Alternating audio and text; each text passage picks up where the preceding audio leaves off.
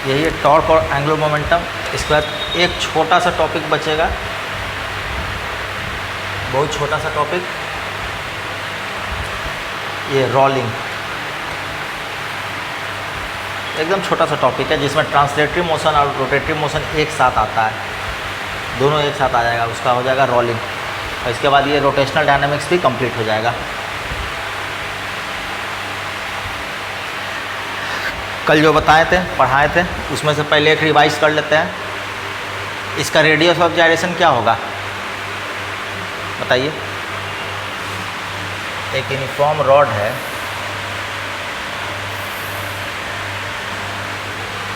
Length L है, L/4 पे इसका एक्सिस ऑफ रोटेशन है। कितना हो जाएगा आंसर इसका?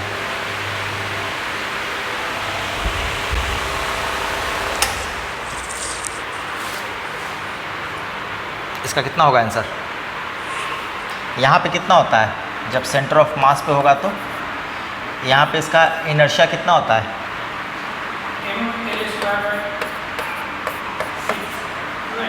हाँ, अब इसको शिफ्ट करना है L/4, तो I कितना हो जाएगा?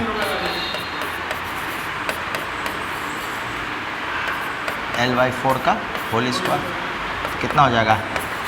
mL²/12 प्लस mL²/16, दोनों को कॉमन ले लीजिए तो 48, 4mL² प्लस 3mL², यानी कितना हो गया?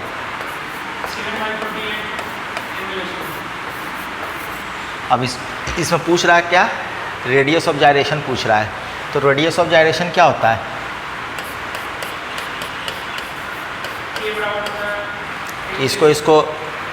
इसको और इसको इक्वेट कर दीजिए, तो आपका k बराबर आ जाएगा √7/48। ठीक है, ये जनवरी का क्वेश्चन है, हो सकता है इस बार आप लोग को आ जाए, रिपीट मारता है ना। ये सवाल बहुत भारी तो हमको नहीं लगता कि आपको ये भारी लग रहा होगा सवाल। चलिए नेक्स्ट क्वेश्चन देखते हैं।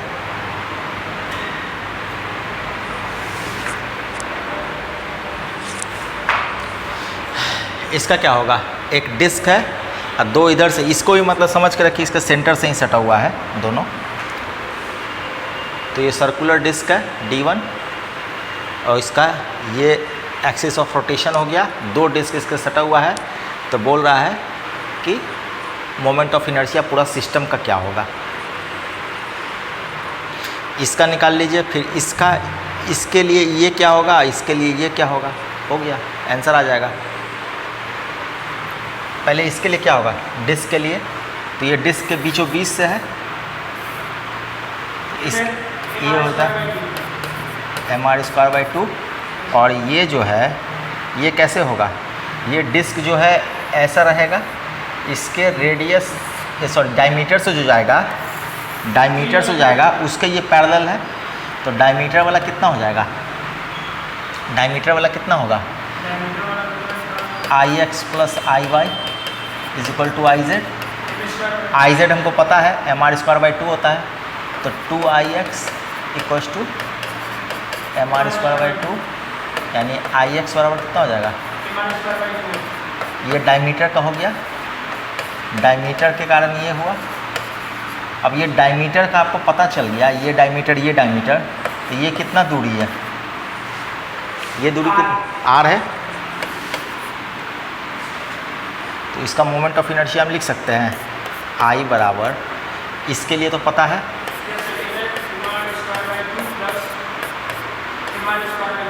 mR²/4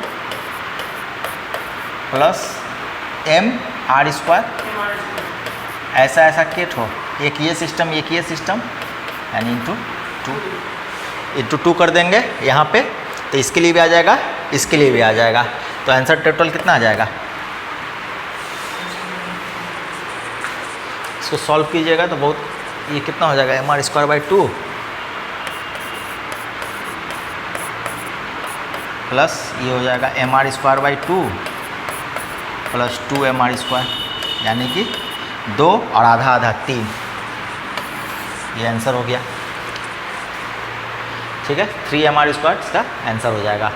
ये 2019 का सवाल है IIT का। ठीक है, चलिए टॉर्क, जिस तरह से फोर्स होता है ना वैसे ही रोटेशनल मोशन में टॉर्क होता है, यानी जो एक चेंज लाता है, फोर्स क्या करता है उसमें एक्सेलरेशन लाता है। उसी तरीके से अगर कोई बॉडी रेस्ट में है तो उसको मोशन में लाना है तो एक फोर्स लगाना होगा, उसी तरीके से कोई चीज़ को घुमाना है तो एक टॉर्क लगाना पड़ेगा। अब इसमें जैसे है टॉर्क, जैसे यहाँ पे आपको घुमाना है तो ये आपका एक्सिस ऑफ रोटेशन हो गया, जो घूमेगा ये एक्सिस ऑफ रोटेशन। और आप कहाँ पे फोर्स लगा रहे हैं तो यहाँ पे आप फोर्स लगा रहे हैं F, तो ये R क्रॉस F, यानी कि टॉर्क बराबर हो जाएगा R क्रॉस F।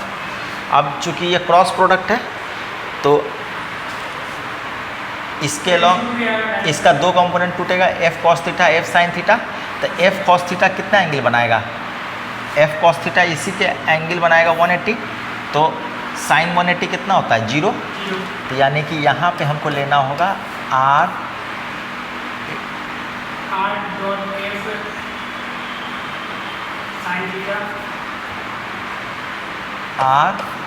F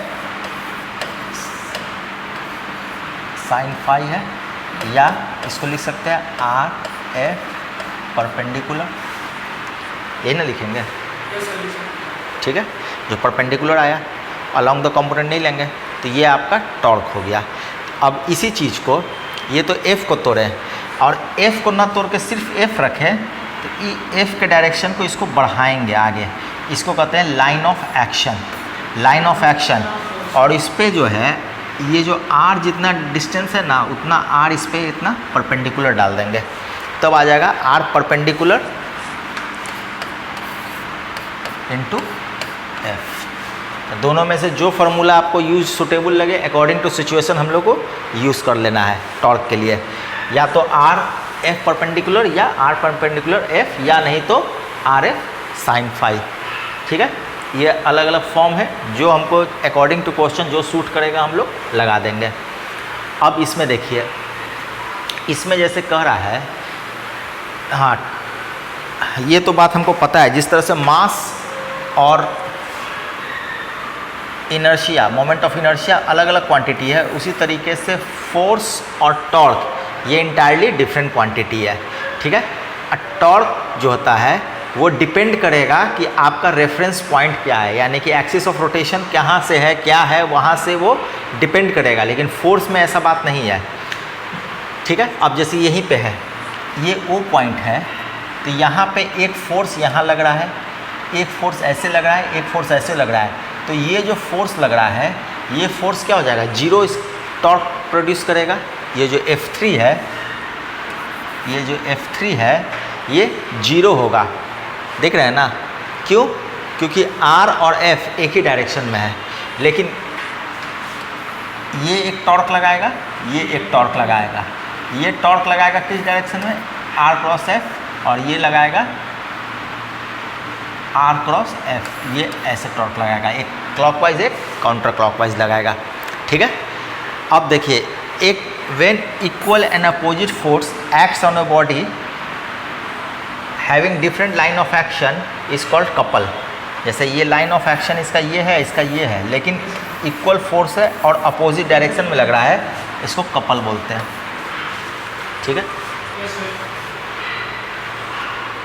अब यही है टॉर्क। अब ये टॉर्क जो है R क्रॉस F परपेंडिकुलर जो है, इसको हम लोग F को क्या लिख सकते हैं M इंटू A, और एक्सीलरेशन को भी क्या लिख सकते हैं R अल्फ़ा लिख सकते हैं, टेंजेंशियल एक्सीलरेशन, टेंजेंशियल एक्सीलरेशन को लिख सकते हैं ये। ठीक है, तो M1 R अल्फ़ा, अब ये अल्फ़ा छोड़ दीजिए, R1 M R square alpha, तो ये M R स्क्वायर क्या था, M R square is nothing but moment of inertia, यानी टॉर्क बराबर I अल्फ़ा होता है, टॉर्क बराबर I अल्फ़ा। जिस तरह से F बराबर M A, यहाँ पे I अल्फ़ा। ठीक है, तो ये हो गया। हाँ, अब इसका टॉर्क निकालना है। ये टॉर्क निकालना है आपका ए के अलॉन्ग, ये रहा, एक बार इसके अलॉन्ग टॉर्क निकालना है, ओ के अलॉन्ग टॉर्क निकालना है, बी के अलॉन्ग टॉर्क निकालना है। तो बताइए ए के अलॉन्ग टॉर्क क्या होगा? ए के अलॉन्ग टॉर्क क्या होगा? ये है फोर्स। हाँ, तो आर क्या हो गया? ये 5 है, ये 3 है, ये 5 है, ये 3 है। ठीक है, तो ये डिस्टेंस हो गया 3। ए के अलॉन्ग कितना होगा? आर क्रॉस एफ,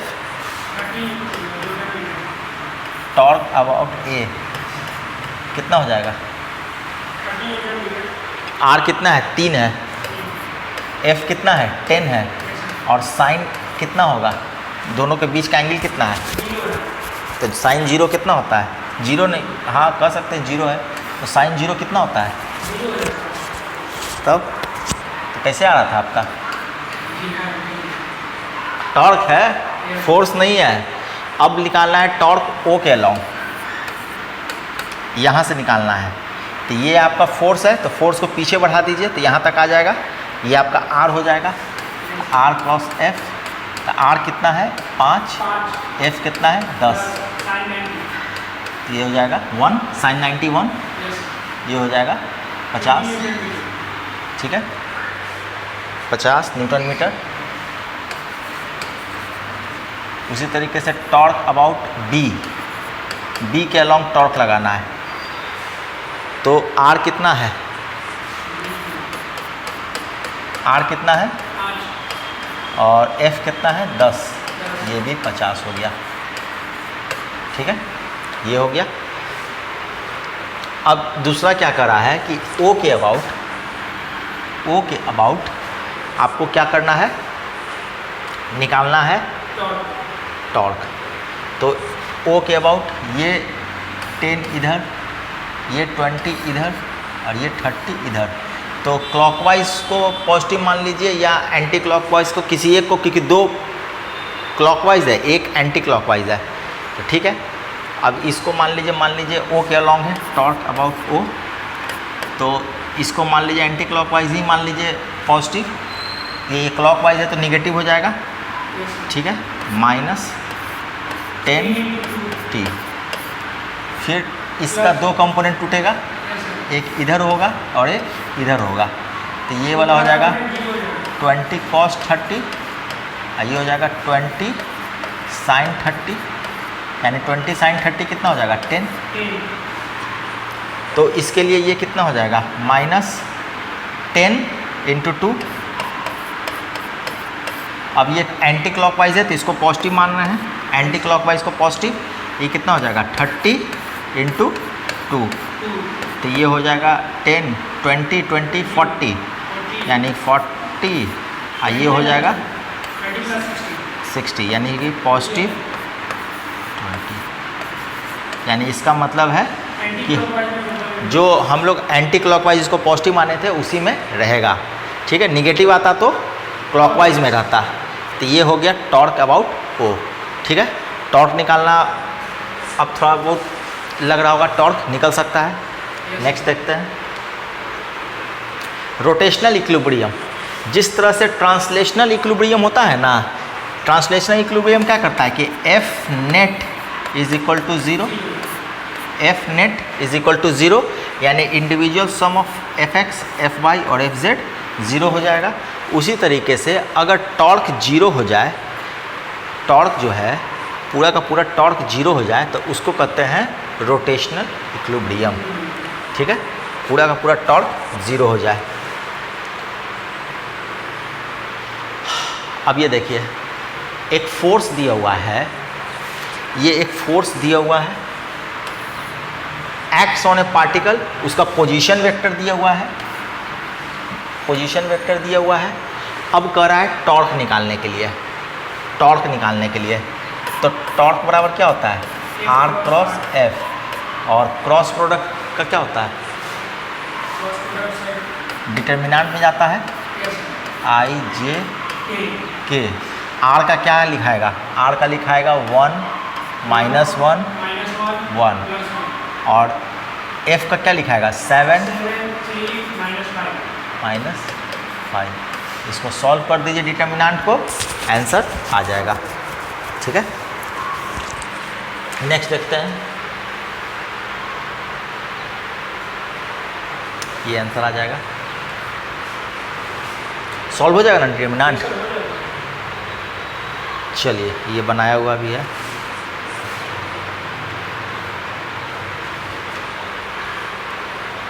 चलिए नेक्स्ट ये देखिए, इसमें क्या पूछ रहा है, इसमें पूछ रहा है find the angular acceleration of the rod just after release, यानी कि मेरा अल्फ़ा पूछ रहा है, एंगुलर एक्सेलरेशन अल्फ़ा पूछ रहा है जस्ट आफ्टर रिलीज़, जैसे ही रिलीज़ करेंगे तो उसका क्या होगा। तो इसमें हमको पता है टॉर्क बराबर क्या होता है I अल्फ़ा, यानी अल्फ़ा बराबर टॉर्क बाई, यानी अगर हमको टॉर्क पता चल जाए, मोमेंट ऑफ इनर्शिया पता चल जाए तो मेरा आंसर आ जाएगा। तो इसका टॉर्क जो है किसके अलोंग लगाना है, ये है इस एक्सिस ऑफ रोटेशन है, तो इसके अलोंग घूमेगा। तो इसके अलोंग जब घूमेगा, एक रॉड जब अपने इंड से घूमता है तो उसका मोमेंट ऑफ इनर्शिया कितना हो जाता है, हाँ ml²/3, और टॉर्क लगाना है तो टॉर्क बराबर क्या हो जाएगा, रेडियस इसका डिस्टेंस l/2 इंटू फोर्स कितना है mg। ठीक है, तो अब रख देते हैं, पुट कर देते हैं इसका वैल्यू। तो टॉर्क बराबर क्या हो गया Lmg/2, और मोमेंट ऑफ इनर्शिया कितना हो जाएगा ml²/3। हाँ, यानी कि आंसर एक L कट गया, m कट गया, यानी कि 3g/2l मेरा। ये सवाल समझने में कोई दिक्कत, आसान सवाल था। ठीक है, इसका मोमेंट ऑफ इनर्शिया हमको पता था कि मोमेंट ऑफ इनर्शिया एक रॉड का इसके एंड से क्या होता है, और हमको टॉर्क यहाँ निकालना था। तो ये रेडियल डिस्टेंस दिया हुआ था और ये mg इसके सेंटर से है। ठीक है, तो ये आंसर हो जाएगा, इसका ये सॉल्व किया हुआ है। ठीक है, अब ये देखते हैं, find the angular acceleration of rod just after release. वहाँ mg तो तुरंत अच्छा से पकड़ लिए थे, अब यहाँ पे क्या होगा, इसका ये जो रॉड है इसका फोर्स कहाँ लगेगा, मतलब इसका वेट, हाँ नहीं, इसका वेट जो है इसका पूरा का पूरा सेंटर ऑफ मास तो सेंटर में होगा, तो इसको मान सकते हैं कि ये mg होगा। ये mg मानने में कोई दिक्कत, इसके लिए ये क्या हो जाएगा और इसके लिए ये क्या होगा, तो ये हो जाएगा mg cos थीटा, ये होगा, और ये mg cos थीटा हो जाएगा, और ये हो जाएगा mg sin थीटा। तो mg sin थीटा के कारण टॉर्क आएगा, क्यों, क्योंकि ये रेडियस के डायरेक्शन में है, मतलब डिस्टेंस के डायरेक्शन में है, दोनों 180 डिग्री 180 डिग्री बनाएगा, तो ये ख़त्म हो जाएगा। तो यानी इसके कारण टॉर्क नहीं आएगा। टॉर्क किसके कारण आएगा, इसके कारण आएगा। तो टॉर्क बराबर हम लोग लिख सकते हैं r कितना हो जाएगा, इसका लेंथ का हाफ, क्योंकि ये सेंटर ऑफ मास l/2 पे होता है, और ये फोर्स कितना हो गया mg cos 37 डिग्री। ठीक है, अब ये हो गया, और इसका मोमेंट ऑफ इनर्शिया कितना हो जाएगा, तो मोमेंट ऑफ इनर्शिया हम लोग को पता है, मोमेंट ऑफ इनर्शिया क्या होगा, अरे एक्सिस ऑफ रोटेशन क्या है, यही तो पकड़ना है, एक्सिस ऑफ रोटेशन आपका ये है। ठीक है, तो अल्फ़ा बराबर क्या हो जाएगा, अब इसका वैल्यू पुट कर दीजिए, आंसर आ जाएगा।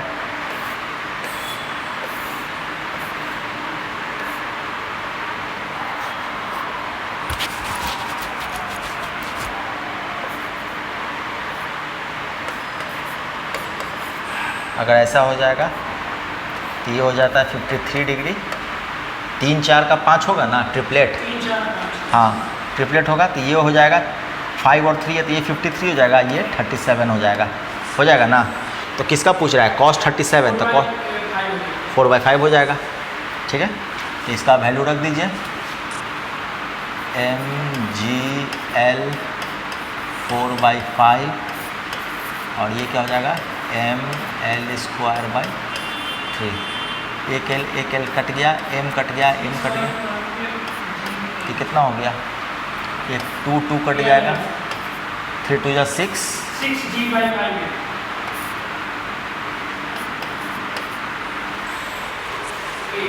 है ना। ये समझने में कोई दिक्कत, इसमें सिर्फ ये समझना था कि ये पूरा रॉड का जो सेंटर, ये जो पूरा रॉड का वेट है वो उसके सेंटर ऑफ मास पे होगा, और इसका सेंटर ऑफ मास कहाँ होगा, बीचों बीच होगा। तो यहीं पे हमको mg मानना था, mg यहाँ नहीं मानना था और ना यहाँ मानना था। ठीक है, और बाकी इसका एक्सिस ऑफ रोटेशन ये है तो इसका I डिफाइन है। अगर यही एक्सिस ऑफ रोटेशन यहाँ से रहता, हाँ, तो ml² 12 होता, लेकिन फिर टॉर्क नहीं हो पाता। टॉर्क क्या होता है, R0। नेक्स्ट क्वेश्चन देखते हैं। अच्छा ये सॉल्यूशन है, ये सॉल्यूशन में हमको नहीं लगता कोई दिक्कत होगा आपको। चलिए ये देखिए, find the tension in the string.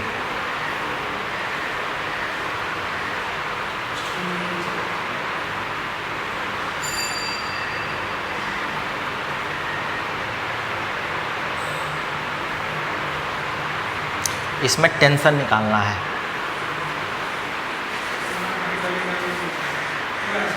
हो रहा है,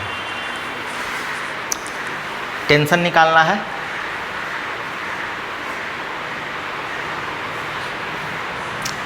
ये रॉड है, इसका पूरा का पूरा मास कहाँ पे कंसंट्रेट करेगा, यहाँ पे कंसंट्रेट करेगा। तो ये हो जाएगा mg।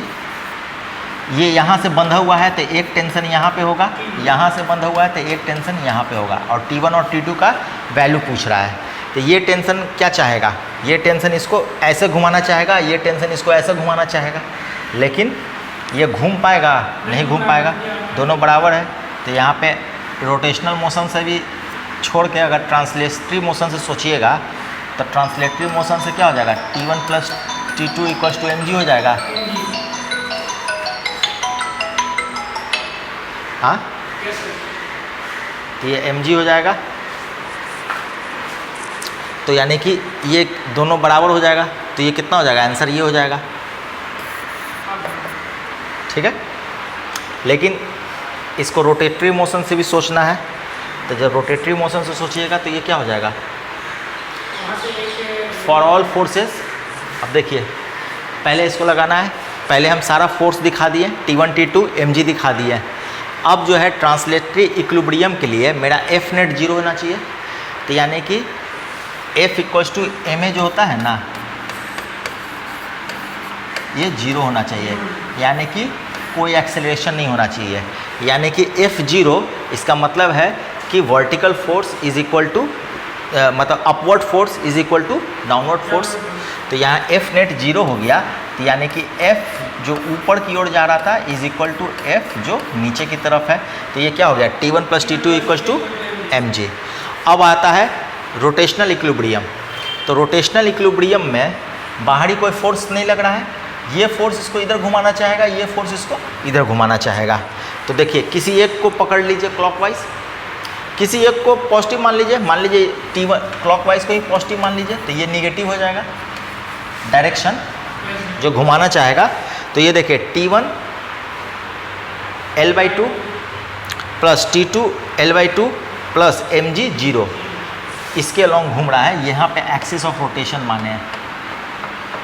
ठीक है, ये हो गया मेरा एक्सिस ऑफ रोटेशन। इसके अलॉन्ग ये T1 L/2, इसके अलॉन्ग T2 L/2, और ये mg का तो 0 हो जाएगा क्योंकि यहाँ पे, हाँ, तो ये 0। अब इसके ये करके अब इसको सॉल्व कीजिएगा, तो इसको इक्वल सॉल्व कीजिएगा तो T1 = T2 आ गया। तो जब T1 = T2 आ गया तो आप इसमें रखिएगा, तो T1 T2 दोनों mg T/, हाँ ठीक है। ये सवाल ऐसे दे तो बहुत आसान है, बट सवाल कैसे देगा, ऐसे दे देगा। सवाल कैसे दे देगा, ऐसे। अब देखिए ये T1 हो गया और ये T2 हो गया। अब T1 T2 का भी बराबर होगा क्योंकि यहाँ पे ये mg हो गया, ठीक है। अब इसको सॉल्व करेंगे, जो नॉर्मल हम लोग का सॉल्व का तरीका था, जो अभी हम लोग पढ़े थे, जस्ट वैसे ही एफ नेट 0 तो T1 + T2 mg हो जाएगा। और लेकिन टाउ नेट 0 करेंगे तो T1 L/4 - T2 L/2 ये 0। तो यहाँ पे ये दोनों बराबर नहीं है, ठीक है। ये ऐसे घुमाना चाहेगा, ये ऐसे, तो यानी कि यहाँ पे हाँ 2T2 हो गया। तो इसका सॉल्व करेंगे, यहाँ पे वैल्यू रखेंगे तो ये कितना आ जाएगा, T1 आ गया 2/3 mg और T2 आ गया mg/3। समझ में आया? इसका ये सवाल ऐसा बनेगा, ठीक है।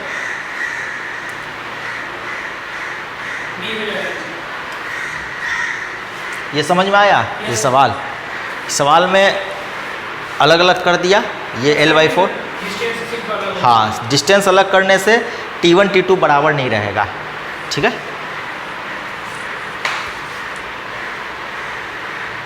इसका ये सब प्रोसेस है। अब चलिए ये आदमी को देखिए।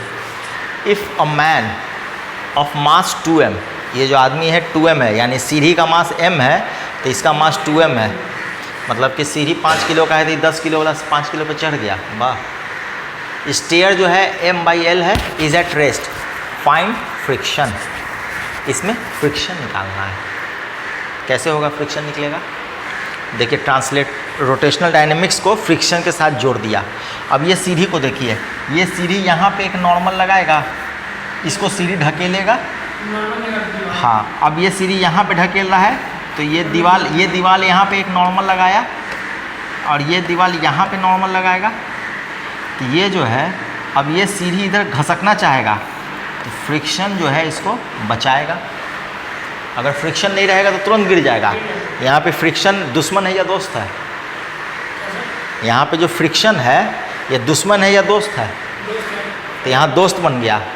हर जगह फ्रिक्शन दुश्मन नहीं रहता है, ठीक है। लेकिन मेरा टायर का पहिया खिया जाता है, वहाँ पे मेरा फ्रिक्शन दुश्मन है, ठीक है।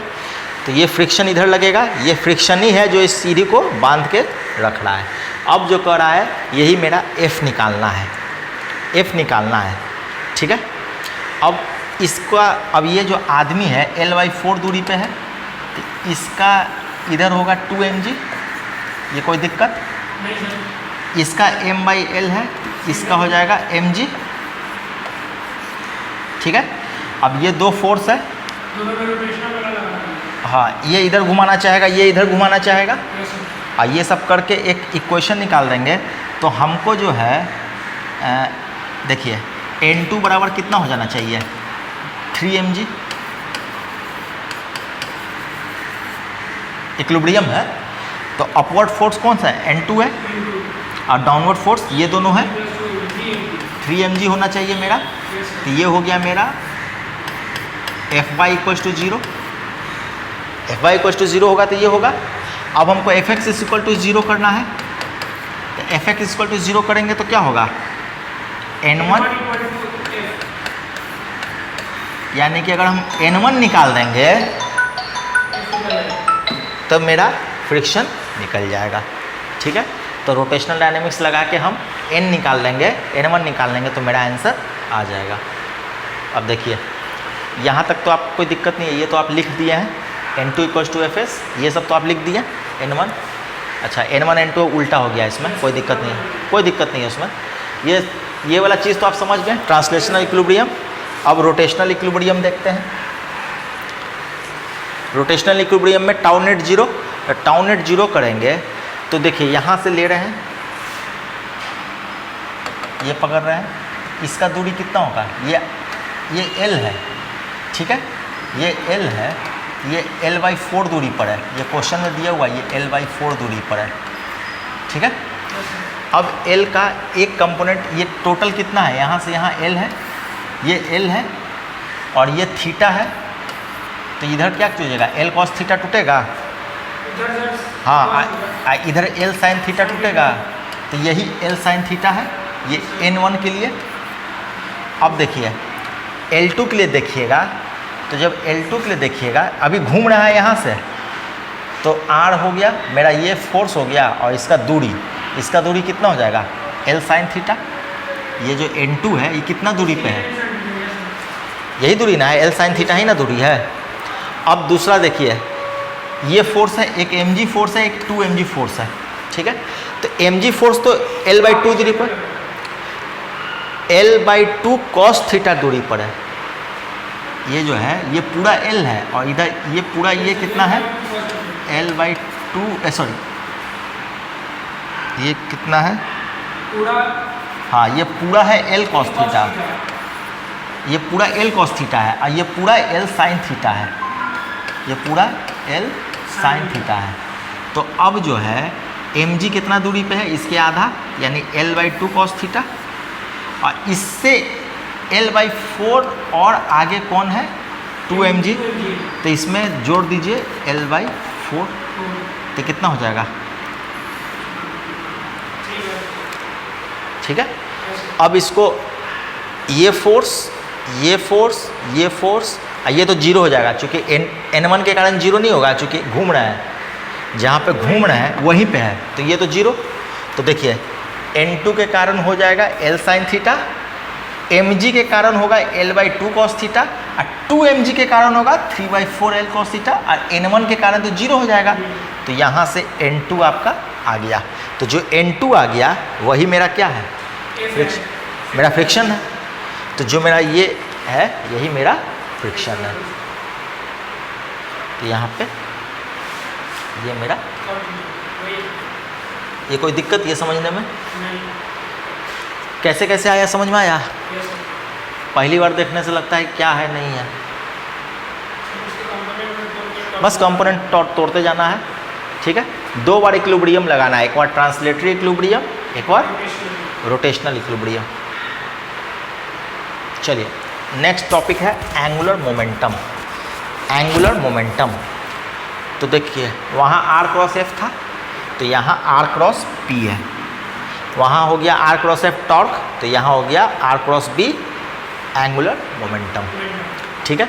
ये है पॉइंट ऑब्जेक्ट के लिए, अगर ये पॉइंट ऑब्जेक्ट रहेगा तो r क्रॉस p लगा देंगे, लेकिन अगर वो बॉडी रहेगा, एक्सटेंडेड ऑब्जेक्ट रहेगा, तो इसका अपना एक मोमेंट ऑफ इनर्शिया होगा और एक स्पीड से ही घूमेगा, एंगुलर स्पीड से, तो इसको कहेंगे आई ओमेगा, ठीक है, आई ओमेगा। चलिए ये हो गया एंगुलर मोमेंटम का कंसेप्ट। अब देखिए ये एक क्वेश्चन देखिए, a particle of mass m, ठीक है, ये मास m का है, मे मूव विद वेलोसिटी v, एक v वेलोसिटी से चलेगा अलोंग OA, ये इस डायरेक्शन में चलेगा, और DE इस डायरेक्शन में चलेगा, DE और BC इस डायरेक्शन में चलेगा, 3 अलग अलग डायरेक्शन चल रहा है। तो कह रहा है which of the following statement is not correct. अब एक एक स्टेटमेंट पढ़ते हैं। तो ये क्या कह रहा है, it is zero when it is at A and moves along OA, तो यानी कि इसके अलोंग मूव करेगा OA के अलोंग, तो एंगुलर मोमेंटम जीरो होगा। ये सही है या गलत है? यहाँ पे ये है और यहाँ पे ये चल रहा है, ठीक है, वेलोसिटी v से, तो ये बताना है कि A पॉइंट इधर ही चल रहा है, तो इसका एंगुलर मोमेंटम क्या हो जाएगा, r क्रॉस p, तो r क्रॉस p, तो ये दोनों क्या हो जाएगा, rp साइन 180 हो जाएगा। इधर आ रहा है, r इधर ले रहे हैं, साइन 80 180 जीरो, तो ये क्या करा, इट इज जीरो, तो यानी ये सही है।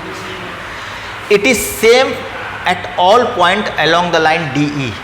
अब जैसे ये DE है, यहाँ से आपको देखना है और ये चल रहा है, तो ये जो चल रहा है तो आपका आर ये रहेगा, ये परपेंडिकुलर डिस्टेंस है, तो चाहे यहाँ पे रहे, यहाँ पे रहे, यहाँ पे रहे, कहीं पे भी रहेगा, एक्सटेंड करके आप यही ना लाइएगा, तो ये सब जगह पे सेम रहेगा। ठीक है, मान लीजिए यहाँ पे न रह के अगर ये यहाँ पे भी आ जाए तब भी तो आप इसको लाइन ऑफ एक्शन को पीछे कीजिएगा और इसको मिलाइएगा, दोनों का 90 डिग्री निकालिएगा, यानी कि ये भी सही है। अब बोल रहा है it is the same magnitude but opposite directed at B D, B and D.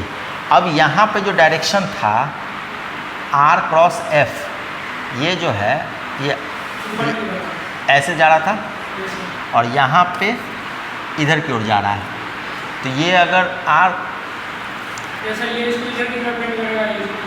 तो यानी कि ये अपोजिट है, अपोजिट डायरेक्टेड है सिर्फ, ये भी सही।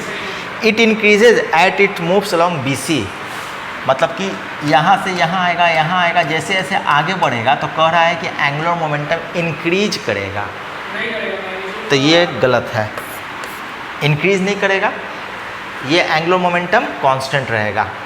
ठीक है, तो यही सवाल बोल रहा था, ये इंक्रीज नहीं करेगा, जो यहाँ पे एंगुलर मोमेंटम होगा वही यहाँ पे होगा, वही यहाँ पे होगा, वही यहाँ पे होगा, और अगर रेट ऑफ चेंज होगा तो फिर वहाँ से हम लोग torque, rate of change of angular momentum को हम लोग क्या कहेंगे, टॉर्क। जिस तरह से rate of change of force को हम लोग क्या, लीनियर मोमेंटम को फोर्स। ठीक है, ये सॉल्यूशन है। When the particle moves along BC its angular momentum will remain same along O as its perpendicular distance remains same, perpendicular distance हमेशा सेम रहेगा। चलिए, टॉर्क और एंगुलर मोमेंटम में रिलेशन, तो टॉर्क और एंगुलर मोमेंटम में relation वही होगा जो फोर्स और लीनियर मोमेंटम के बीच होता है, यानी rate of change of angular momentum is called torque. ठीक है, वही रहेगा, ये इसका डेरिवेशन है, तो ये तो आपको पूछेगा नहीं, सिर्फ ये रिजल्ट आपको ध्यान रखना है। चलिए, अब ये क्या कर रहा है, कंजर्वेशन ऑफ एंगुलर मोमेंटम, जैसे कंजर्वेशन ऑफ लीनियर, हाँ, तो लीनियर मोमेंटम कंजर्व कहाँ रहता था, अगर external force is equal to zero, externally कोई फोर्स ना लगे, जो फोर्स जो भी काम हो विद इंटरनल फोर्स के कारण काम हो जाए, तो उसको कहते थे, वहाँ पे लगाते थे लीनियर मोमेंटम का कंजर्वेशन। सेम कंसेप्ट यहाँ पे भी आएगा कि अगर टॉर्क एक्सटर्नल जीरो हो जाए तो मेरा initial is equal to final. ठीक है, यही सवाल है।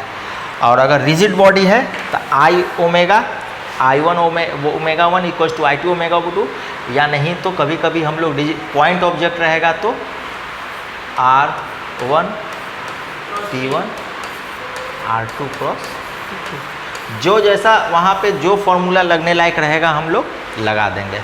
ये समझ में आ गया?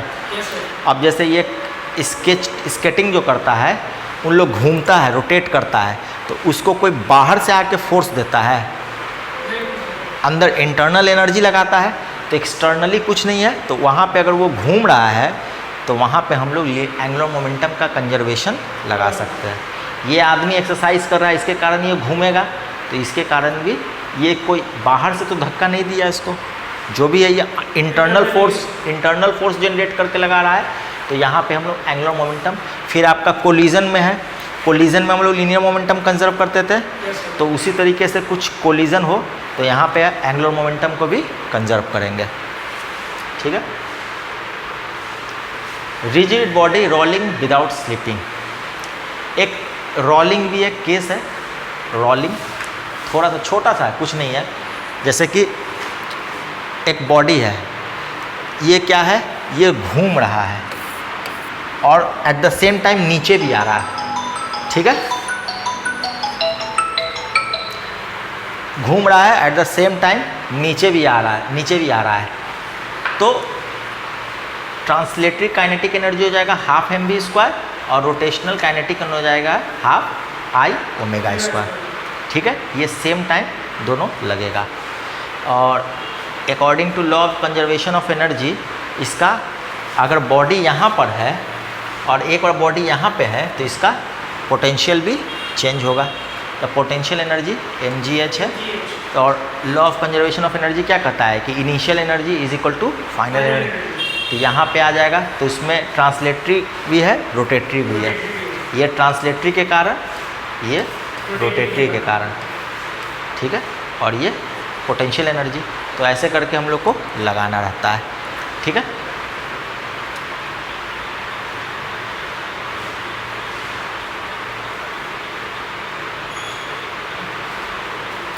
अब ये देखिए, अ चाइल्ड इज लगेगा,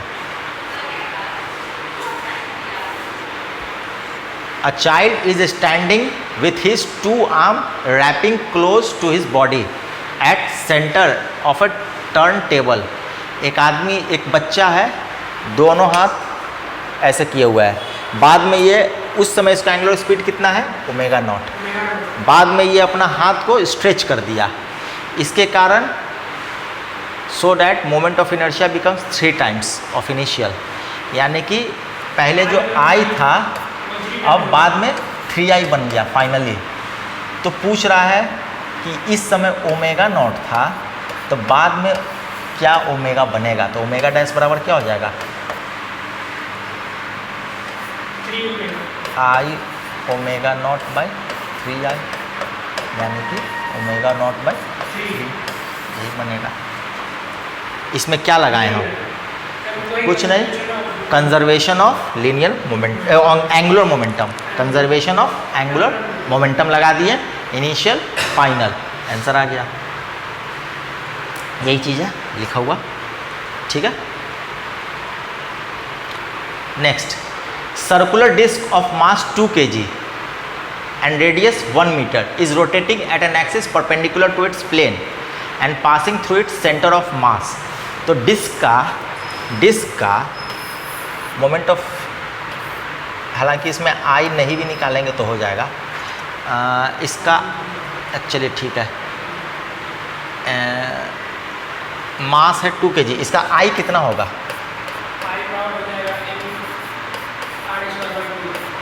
ये इसका आई हो गया, आई निकल जाएगा, मास दिया हुआ है, ये दिया हुआ है, और इसमें कह रहा है कि रोटेशनल काइनेटिक एनर्जी दिया हुआ है, यानी काइनेटिक एनर्जी रोटेशनल के कारण, ठीक है, ये दिया हुआ है। तो इसका क्या हो जाएगा, हाफ आई ओमेगा स्क्वायर, ये ना होगा, kinetic energy equal to half I omega square. तो इसको हम लोग ऐसा लिख सकते हैं,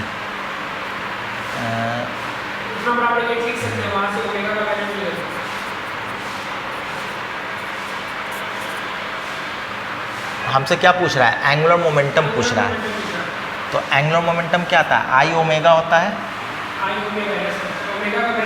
तो इसको ऐसे लिख सकते हैं, हाफ आई ओमेगा स्क्वायर, ऊपर नीचे आई से मल्टीप्लाई कर देंगे, तो ये मेरा कितना हो जाएगा, हाफ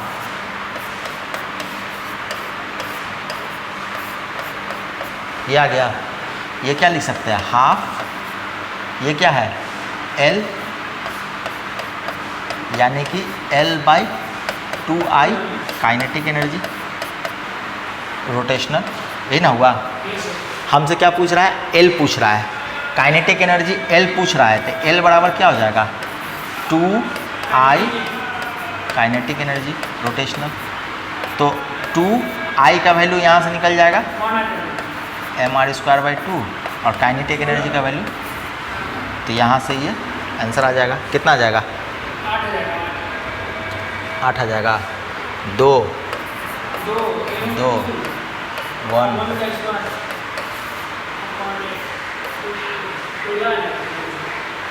16 कैसे आ गया,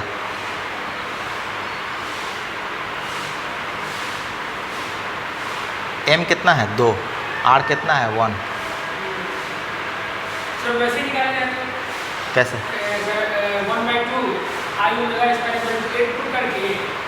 ओमेगा का वैल्यू निकाल दीजिएगा, और उसके बाद आई ओमेगा कर दीजिएगा, वो भी निकाल सकते हैं।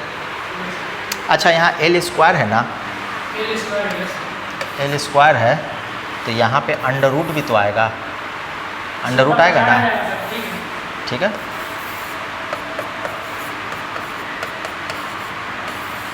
मेरा। ठीक है, कोई दिक्कत समझने में?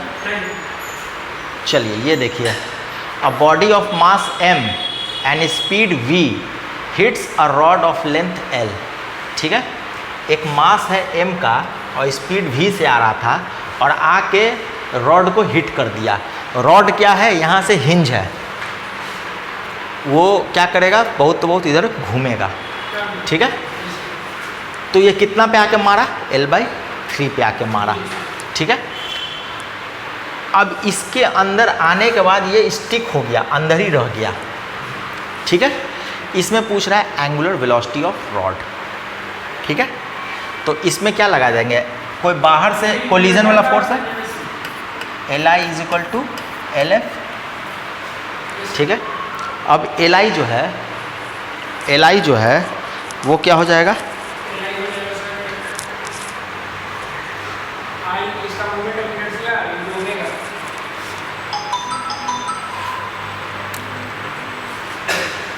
हाँ इसका मोमेंट ऑफ इनर्शिया नहीं निकलेगा, ये एक बॉडी है यहाँ पे,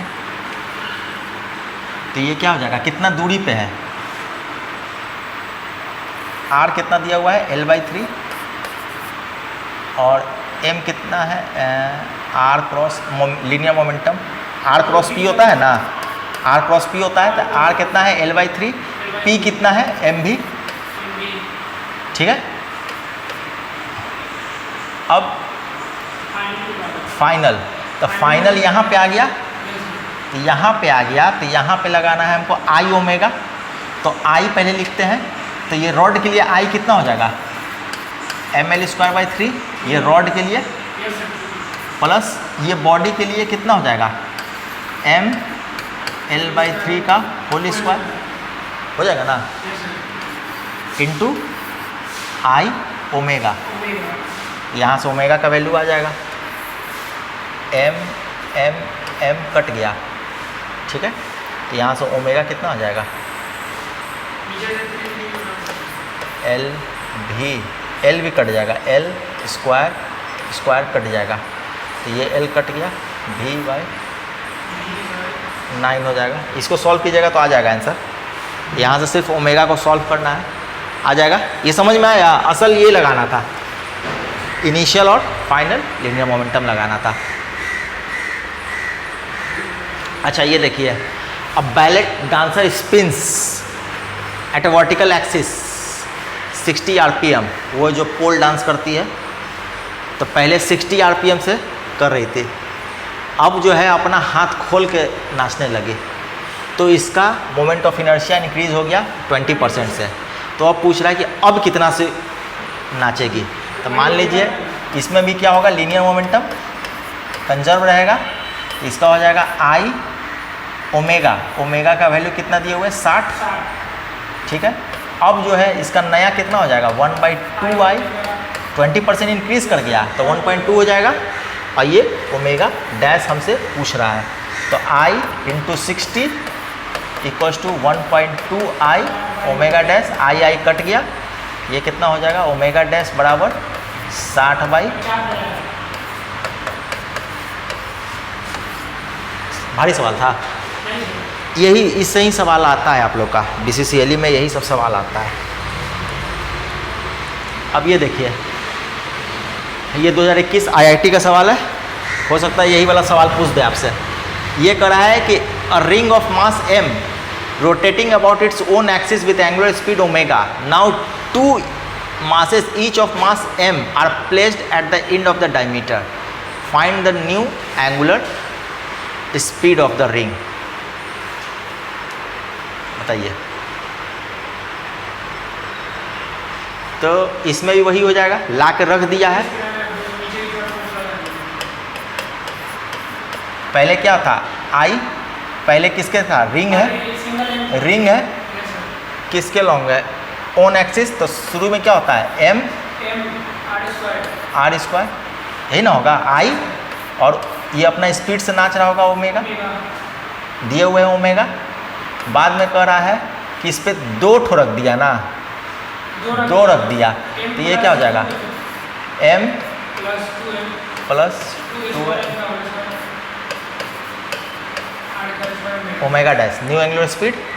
अब इसको सॉल्व कीजिएगा तो ओमेगा डैश कितना आ जाएगा, आर स्क्वायर कट जाएगा, तो यानी कि ओमेगा डैश बराबर एम ओमेगा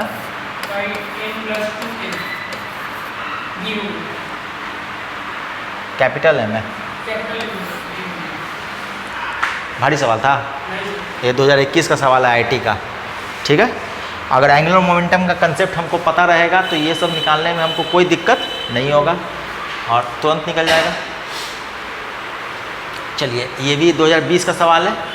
इसमें क्या कर रहा है कि 2 यूनिफॉर्म सर्कुलर डिस्क है, ठीक है, रोटेट कर रहा है इंडिपेंडेंटली, पहले इंडिपेंडेंटली रोटेट कर रहा है सेम डायरेक्शन में अलोंग देयर कॉमन एक्सिस, मतलब एक ऊपर रोटेट कर रहा है एक नीचे रोटेट कर रहा है, कॉमन एक्सिस है लेकिन दोनों एक दूसरे से अलग है, ठीक है।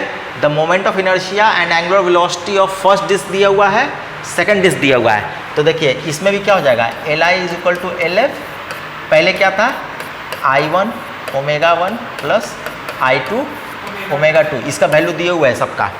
बाद में क्या कर रहा है, at any instant they got stuck, मान लीजिए घूमते घूमते दोनों आके स्टक हो गया, तो जैसे ही स्टक हो जाएगा तो ये क्या हो जाएगा, I1 प्लस I2 हो जाएगा, हाँ, और स्टार्ट रोटेटिंग सिंगल सिस्टम, ये ओमेगा आ जाएगा। अब जो है यहाँ से I1 का वैल्यू दिया हुआ है, ओमेगा का 1 का वैल्यू दिया हुआ है, I2 का भी दिया हुआ है, ओमेगा 2 का दिया हुआ है, तो यहाँ से हमको ओमेगा पता चल जाएगा, ओमेगा निकाल लेंगे और काइनेटिक एनर्जी कितना हो जाएगा मेरा, तो यहाँ से वैल्यू रख देंगे, I का वैल्यू, ये I क्या है, ये I जो है it is nothing but I1 plus I2 है, तो यहाँ से रख के हम लोग आंसर निकाल लेंगे। ये भारी सवाल है, ये बन जाएगा, हाँ। अब ये देखिए ये है अ रॉड, अच्छा रोड लिख दिया है, a rod of mass m and length l pivoted at its one and, यहाँ पे पाइवोट किया हुआ है, ठीक है। Is hint a bullet of same mass, जितना मास का रॉड है वही एक बुलेट भी उतना ही मास का है, आके स्ट्राइक किया एट ए डिस्टेंस x पे, यहाँ पे कहीं स्ट्राइक कर रहा है, ठीक है, बुलेट। अब बोल रहा है, ठीक है, अब बोल रहा है, अब बोल रहा है कि बाद में दोनों कंबाइंड हो गया, कंबाइंड हो गया, हाँ, तो रोटेट किया, तो इसमें से कौन सा सही है, ठीक है।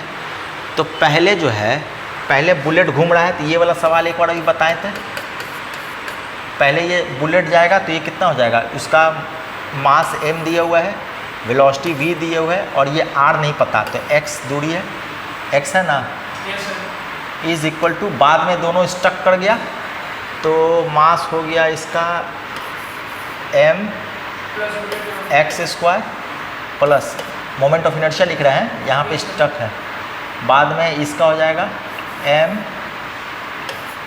l स्क्वायर बाई 3 ओमेगा, ठीक है। अब यहाँ से ओमेगा का वैल्यू कितना हो जाएगा, ये पहले 3 हो जाएगा, रुक जाइए,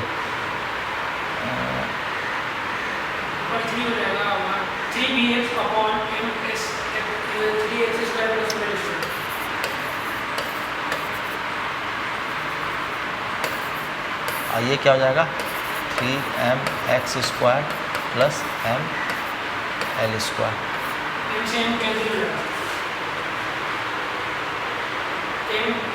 सब कट जाएगा,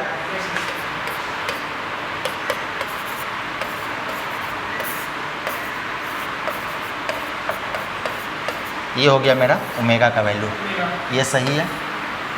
अब जो है मैक्सिमम एंगुलर स्पीड, इसका ये मैक्सिमम पूछ रहा है, तो ये मैक्सिमम कब होगा, जब d omega by D x जो है ये मेरा 0 हो जाएगा, तो इसको डिफ्रेंशिएट करेंगे ओमेगा के रिस्पेक्ट में और 0 पुट करेंगे, तब मेरा मैक्सिमम होगा। जब ये कीजिएगा तो ये आंसर आ जाएगा, ठीक है। यानी कि x बराबर कितना आ जाएगा, L/√3, ठीक है। इसको डिफ्रेंशिएट कीजिएगा तो अब ये वैल्यू इसमें रख दीजिएगा ताकि मेरा ओमेगा मैक्सिमम का वैल्यू आए, तब जाके ये वैल्यू आ जाएगा, ठीक है। जो L/3 यहाँ पे रख देंगे यानी कि हाँ, तो ये आंसर आ जाएगा, ठीक है।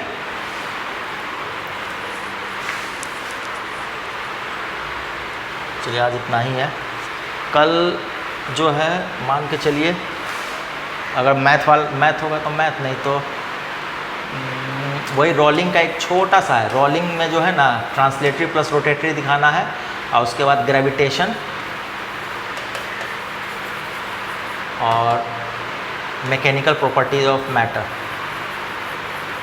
जिसमें स्ट्रेस स्ट्रेन आता है। मैकेनिकल प्रॉपर्टी स्ट्रेस स्ट्रेन वाला है, मान के चलिए कंप्लीट हो जाएगा। इसके बाद तो आप लोगों को वो अल्फ़ा बीटा पार्टिकल का एक बार और गामा पार्टिकल का एक बार प्रॉपर्टी से पूछ दिया था, छोटा सा चीज़ है। ये करके एक क्लास में सब खत्म हो जाएगा। इसके बाद सिलेबस फिनिश। चलिए ठीक है, हाँ।